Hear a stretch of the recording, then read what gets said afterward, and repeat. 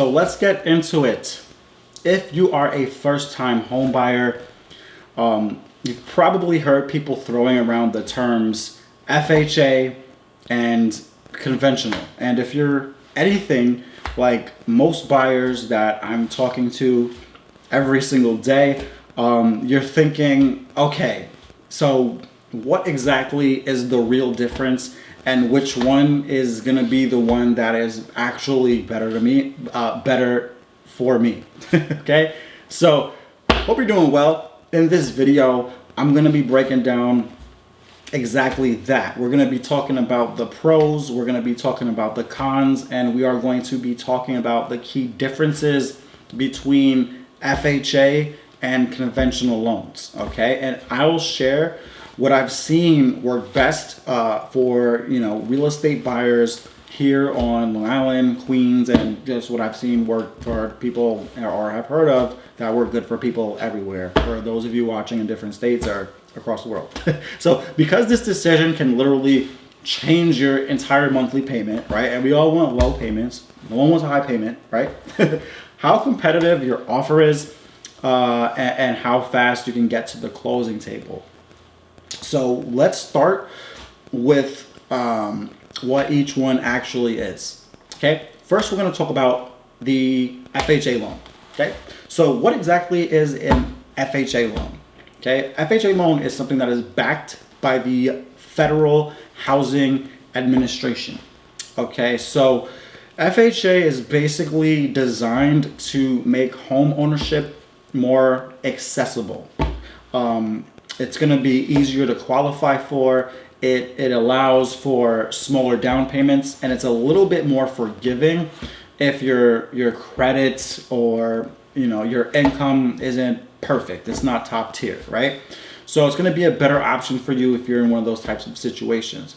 Conventional, on the other hand, is not backed by the government. Okay, it's offered by private lenders, and it follows guidelines from Fannie Mae and Freddie Mac. It usually requires stronger credit. It's going to require a bigger down payment, and it's going to require cleaner financials. But it can come with better long-term flexibility. So in short, to keep it as simple as possible, FHA is more flexible. Conventional is a little bit more competitive. Okay, so now let's talk about the down payments. Okay, because that's usually the biggest question that I get from a lot of people out there. When it comes to an FHA loan, you can put down as little as 3.5%. So write that down. Got a pen? Write that down. That's the big question I get. FHA, you can put down 3.5%.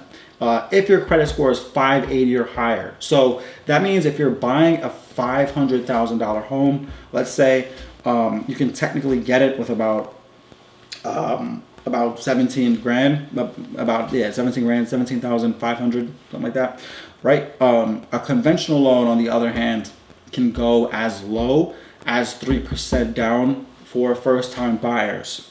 So, but that's usually reserved for people with stronger credit profiles and solid debt to income ratio. Okay, debt to income ratio is very important, right? It's basically how much debt you have versus how much money you make per month.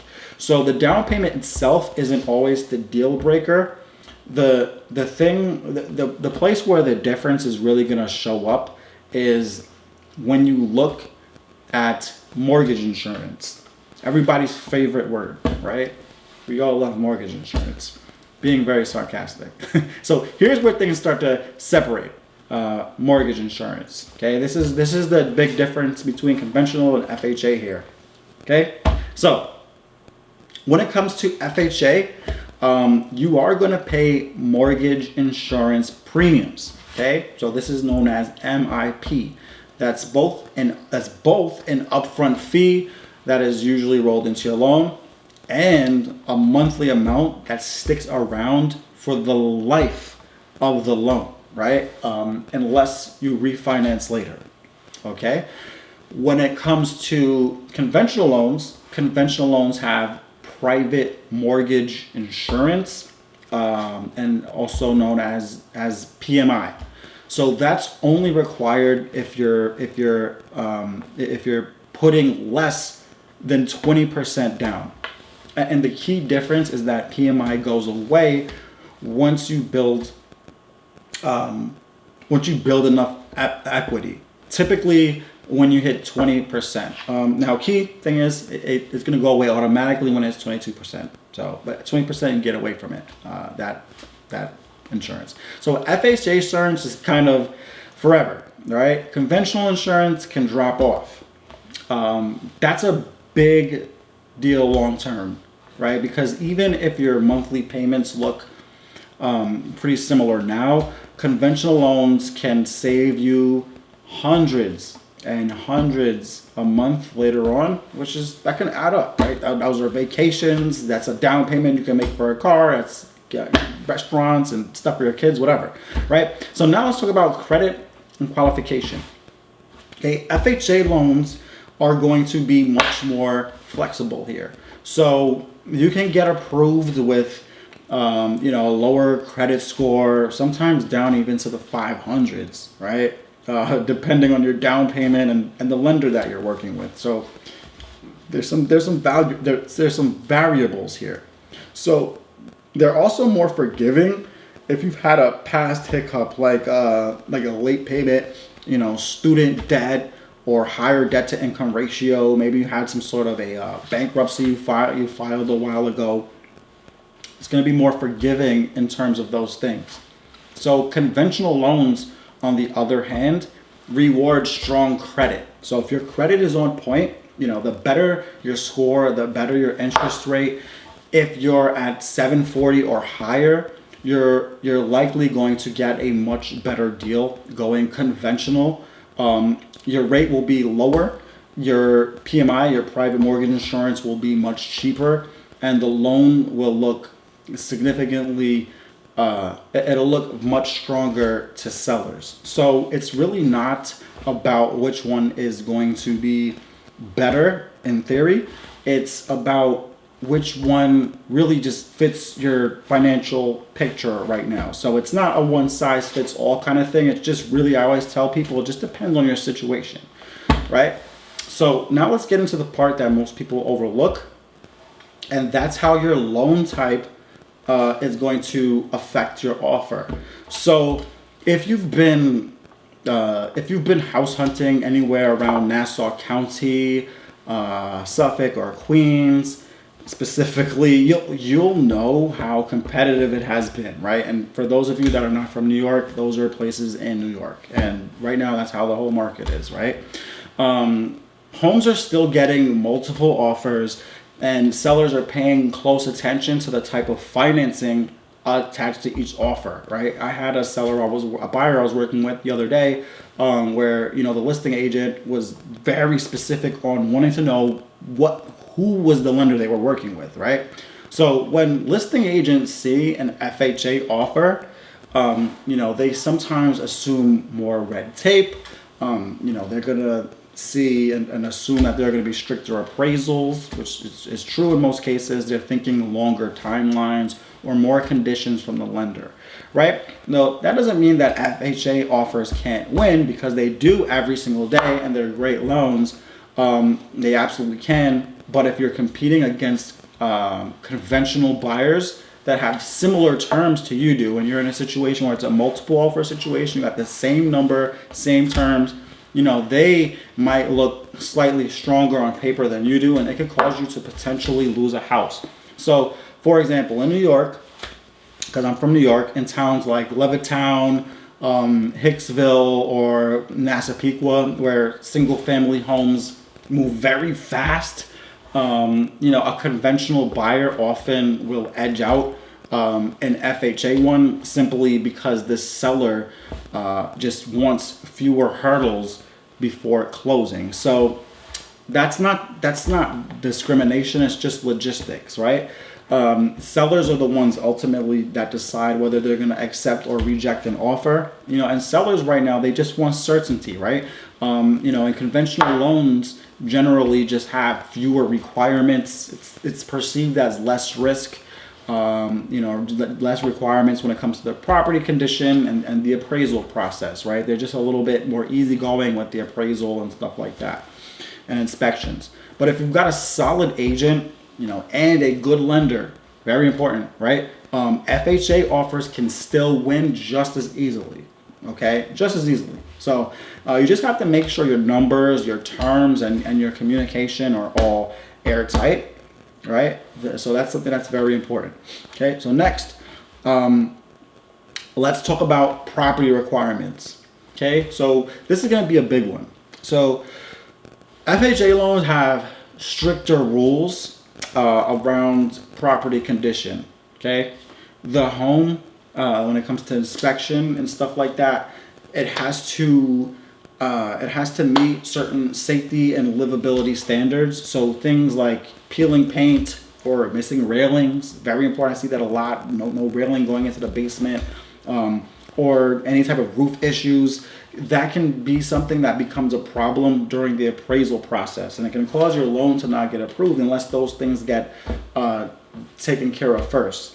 So that's why sometimes you're going to see sellers in older homes, like those in those pre-war type of colonials in Floral Park or in Baldwin. They're going to lean more towards conventional offers, right? And it's not going to be because they necessarily prefer one type of buyer over another, but it's going to be because they don't want to really deal with repair requests or re-inspections.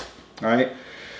So that being said, conventional loans are generally more flexible about the home's condition, as long as it appraises for value and the structure is sound, right? As long as those things are good, like the value and the you're gonna be good, right? So again, it's not about when it comes to FHA conventional, it's not about better or worse. It's gonna be about the fit for you in your situation. So if you're buying a brand new or recently renovated home, FHA is gonna be totally fine, right? But when it comes to an older property that needs a little bit more work, needs some TLC, it's got issues, title issues, the violations or whatever. Conventional, a conventional may save you time and stress in that situation, and that's where it thrives a little bit over FHA. So let's break it down side by side in the real world, right? And here's how I usually will explain it to a client, right? So if you're buying a home, let's say in the 500K to 700K range on Long Island, and you've got a decent credit score. Let's say you've got a credit score that's like 680 plus. You've got stable income. You've got a manageable debt to income ratio. You should at least compare both conventional and FHA quotes, right? I always say that. If you're in that situation, just look at both. Talk to your lender, and see what fits better for you, right? Because you might be surprised. Sometimes the FHA rate looks slightly lower, but the monthly mortgage insurance premium that comes with that FHA, the MIP, makes it higher overall. So on the other hand, if your credit is still building, or you're tight on cash for closing, FHA may be something that will open the door for you faster. You can always, right, and I tell people this all the time, you don't have handcuffs on, right? You can always refinance into a conventional loan later, once your equity and your credit improve. So think of FHA as your starter route and conventional as your long-term play, right? That's how you should really think about it. So here's the perspective part, and what I tell every buyer, specifically people, first-time buyers, right? who aren't really savvy with this type of stuff. The goal isn't really just to pick the best loan.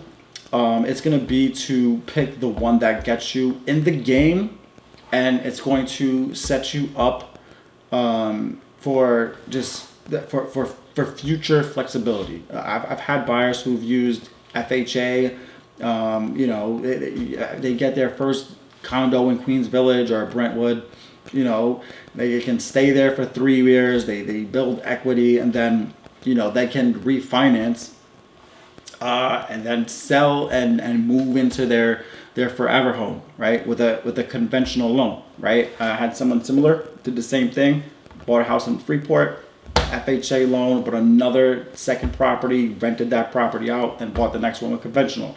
So that's how you play the long game, because the first home isn't always the final destination necessarily for a lot of you out there, right? That may just be the foundation, and everybody has a different situation ultimately.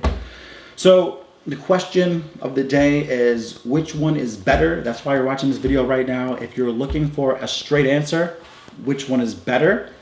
I'm gonna say that FHA is gonna be better when you need flexibility, when you need a lower down payment, or if you need more help qualifying. Whereas conventional is going to be better if you've got strong credit, if you've got steady income, and you want those longer term savings. You're planning on holding on to this property for the long term, living in this property for the long term, and you really want that flexibility. Conventional is going to thrive there, but neither one of them is really going to be good or bad.